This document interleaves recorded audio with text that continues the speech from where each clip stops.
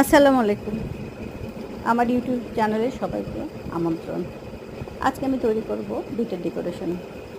আর এই ডেকোরেশনগুলো আমি একটা মেহেন্দি অনুষ্ঠানে নিয়ে গিয়েছিলাম। আমার ভালো লাগে এইভাবে আমি যেটা জানি সবার সামনে উপস্থাপন করতে। আর এই যে এটা আমি এখন যে তৈরি করছি, এটা সুজি দিয়ে একটা অ্যাপেল। আর এই সুজি ছাড়া আপনারা যেকোনো জিনিস দিয়ে তৈরি করতে পারেন। ছানা, আটা দিয়ে হালুয়া, যেটাই আপনাদের ইচ্ছা তৈরি করবেন। তো এইভাবে কালারফুল কোনো জিনিস তৈরি করে যদি সবার সামনে উপস্থাপন করা হয়, জিনিসটা অনেক আকর্ষণীয় হয়, যেটা আমি মনে করি।